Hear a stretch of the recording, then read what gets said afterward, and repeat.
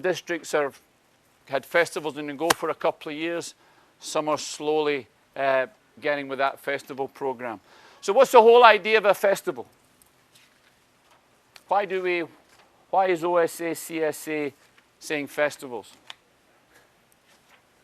We think it's creating a good environment for kids to enjoy and play soccer in. Remember the stress? We had the comfort zone, the challenge zone, and the stress. Festival are in the challenge zone.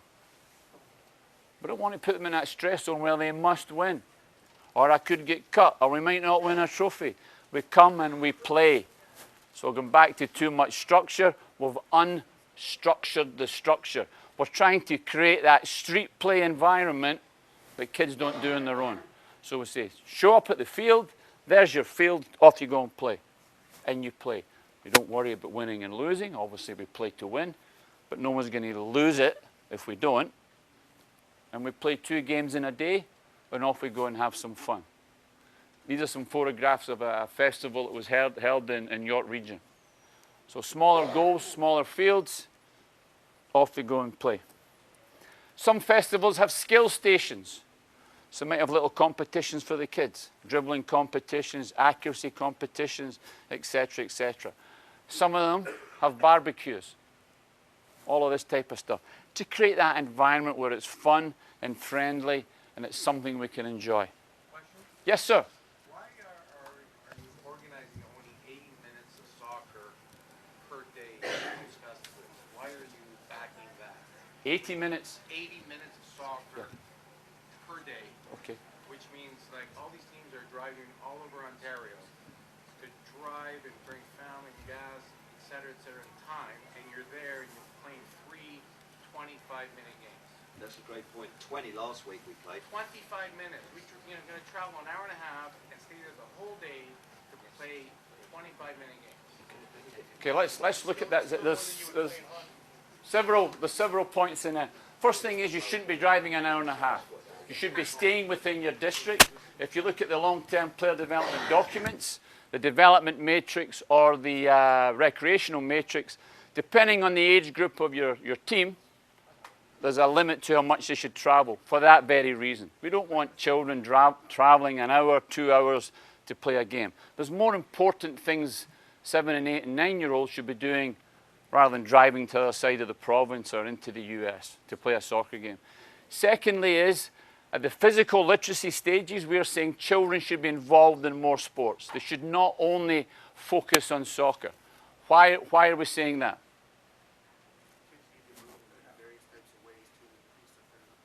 Yeah. Excellent answer. Sorry, Coach, your name is? Mike is saying, because kids need to experience different sports to become better athletes. Every sport can lend something to the sport you finally end up selecting as your sport. So it's during these physical literacy stages, active start, fundamentals, learn to train, we want kids to do more sports, complementary sports to soccer. Some of the documents have those sports identified. The time in the documents, it says that the duration is how much the player should play, not how long the team should play, right? So if it says 40 minutes, that's 40 minutes of the player's time, not the team's time. So now those documents have been clarified because that was a misconception. I was just working on that this week. So those documents should be released with some clarification around those time frames. Another point, yeah?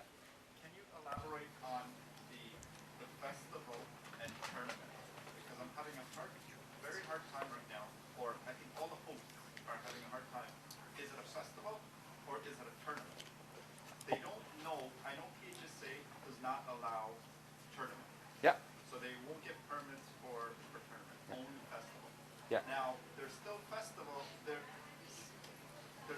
They advertise it as a tournament, but then it's a festival.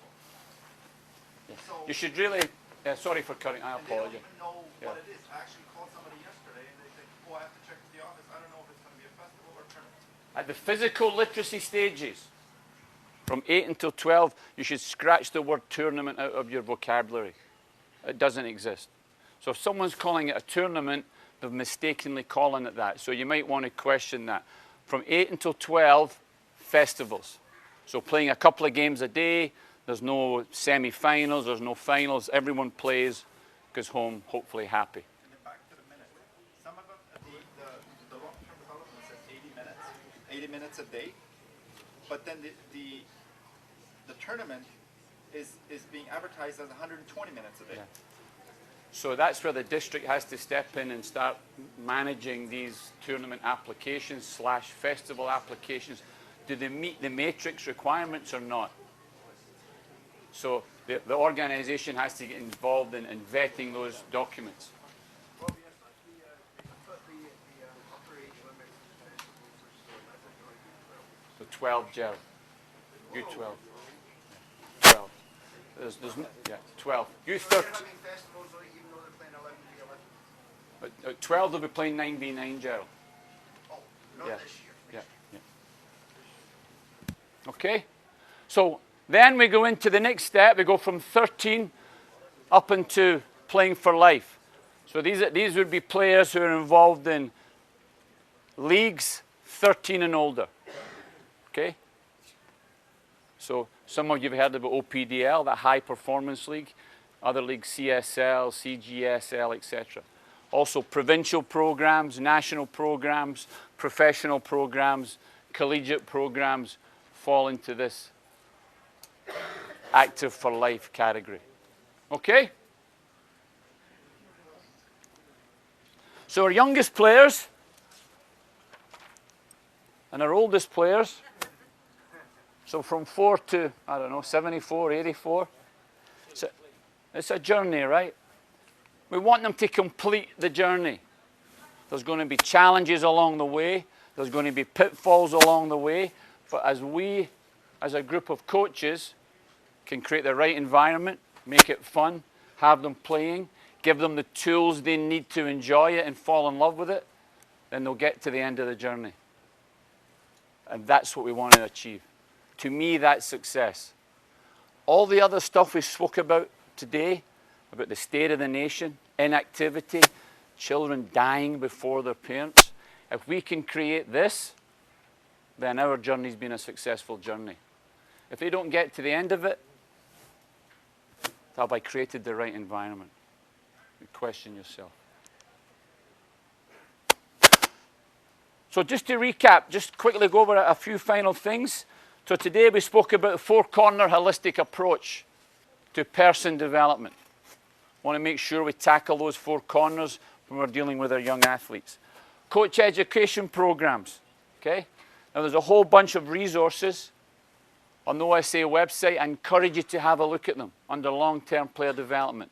Documents you can download, print, read, pass out to parents, etc., etc. So use those documents. We want to develop better people first.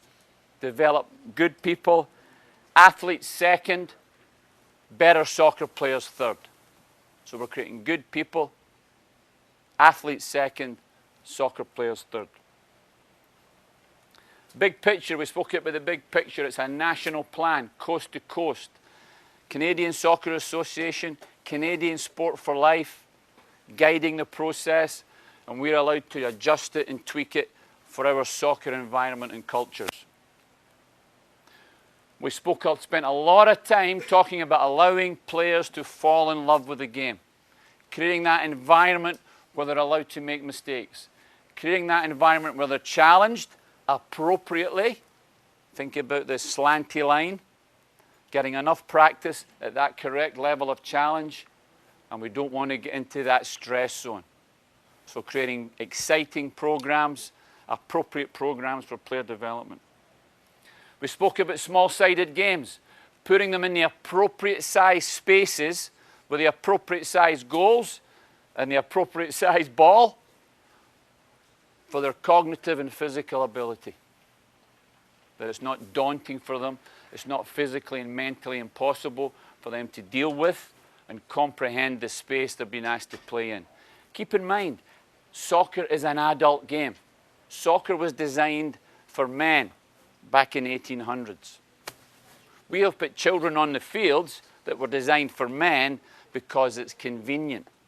They're there. Let's use them for the little ones. Now we're a little bit more intelligent. We've advanced as human beings. And we're saying, that's not appropriate. When a kid goes to school, they sit in a little desk, don't they? When they go in the washroom, they've got little washrooms. They couldn't get on a big. So we've done the same with soccer. We've reduced the spaces. We want to develop their skills. Joe spoke about this in a positive coaching presentation. Develop their skills before we're asking them to win. So able to play the game, so the process is more important than the outcome. The process of playing goes back to Ramon's point about the beautiful game. Can we get them to play, enjoy it, understand the process? The outcome will come. That'll come in due course. But right now we have the cart before the horse. We're asking them to win before they understand the process. So we have to develop those skills and techniques. Goals will be scored. People are all in arms about no scoring, no winning. The children know the score of the game. Don't let them fool you. They know the score. But 20 minutes after, half an hour after, they don't care. They're just looking forward to the next, hopefully looking forward to the next practice and or the next game. It's the adults that get all bent out of shape about it and worry about it and stress about it and go into work and call the coach and call the club and call the district. The kids just want to play. So we're, again, player-centered. What's best for the player? Okay? That is the reason that no promotion, no relegation was taken away. That stress. Again, talk about that stress zone. We want to challenge them. We don't want to stress them. And don't think for a minute they don't know the scores. But they move on pretty quickly. It's us. We have problems with it. Somebody has a question. Yeah. Oh, yeah. I've noticed something with this so-called player development is we take our soccer seriously, right? So we teach the kids the rules of the game, the laws of the game. But the referees don't take it seriously. So when they're not making calls, none at all. They think it's just pick up soccer. And then when you say something, you know what they look at you and say? It doesn't matter. They're not keeping score, so what does it matter? Rules are rules, and the referee has to get that in their head as well, right? Good point. Thank you. Referees are part of long-term player development as well. We've got players. Most important thing are the players. Without the players, we don't have anything. We have coaches, we have referees, and we have administrators. We're working with the referee people right now, and we're rewriting the laws of the game as we speak. So you'll see some big changes. I shouldn't say big changes. You'll see the appropriate changes for refereeing. Also, reclassification of referees to meet long-term player development principles and objectives. So the whole program has been resculpted, if you like. It hasn't been knocked down and rebuilt. It's just been redirected. Yes, sir? Plus, I think parents have to focus on the parents as well of the players because 30% of them are not as focused as like. So, as I mentioned right at the start of the presentation, some of this information, if not all of it, you could probably relay to your parents. Here are the reasons we're doing things. Another question? Can you explain that 40 minutes per player a day? Like, how do you track that? Or It's up to the coach, really, to make sure the kids are all playing an equal amount of time, a fair amount of then time. how does it apply to amount of games per day? Okay, so if you play 2 games a day, little Johnny plays 20 minutes on one game and 20 minutes on the next. Okay, but the confusion is with the tournaments that you go there for a 20-minute game and that's it, right? To get at least 3 games in or something. Like if you go to a tournament, kids want to play. So the 80-minute rule kind of comes into effect in only having 2 games. Yeah, I think we're confusing with the amount of game time with the amount of playing time. Games should last X amount of minutes. Within those game times, players should play X amount of minutes. So everyone's getting a chance to play. If they're only 20 minutes each way in duration, I think this young man said it's too difficult to give your whole squad a They paid their money, they turned up, they want to go, suddenly you go, I want to make a change, shoot. It's an age-old problem when you're substitute. To give them enough playing time. And you want your squad to go. It's almost like you've got to go to a festival every week and only takes 7 players because they all want to play. Yeah. And 20 minutes just flashes by. I have 14 players, so how do you... Well, Steve, 14 is 4 more than the max. So you really shouldn't be taking 14. Now, for a 5v5 festival, U8, 7v7, is it 12 the max? I forget. It's 12. So 12 is the max. Recommended is 10. So you could be... But I'm getting back to the 80-minute rule a day. Yeah. Because a lot of tournaments are following that. Yeah. So That will change in 2014. That will change by 2014. Those tournaments / festivals would not be approved.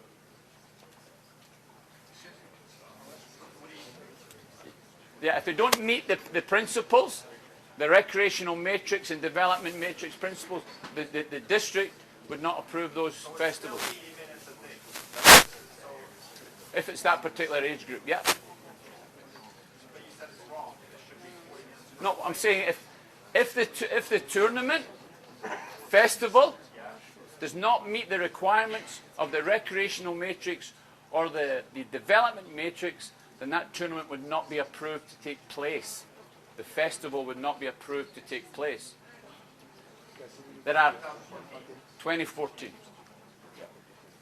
One thing I just want to point out, the Ontario Basketball Association has Guys, we got a comment over here. Thanks. the Ontario Basketball Association has a really good system for you, let's say U12 and under.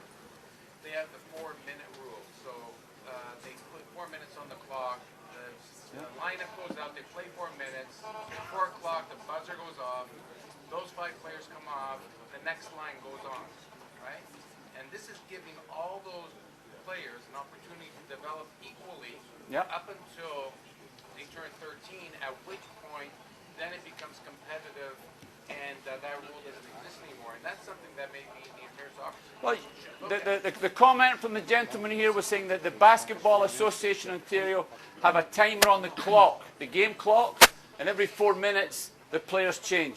You as a coach could do that yourself. I do that with Yeah. my iPhone. You- I put it on yeah. 5 minutes, I shift. Every 5 minutes. Yeah, you as a coach could do that as well. Everyone's got a stopwatch or an iPhone. Just quickly, any questions about long-term player development? That's where you would go. Your question will be responded to. So please, LTPD questions. That's it for me. Thank you very much.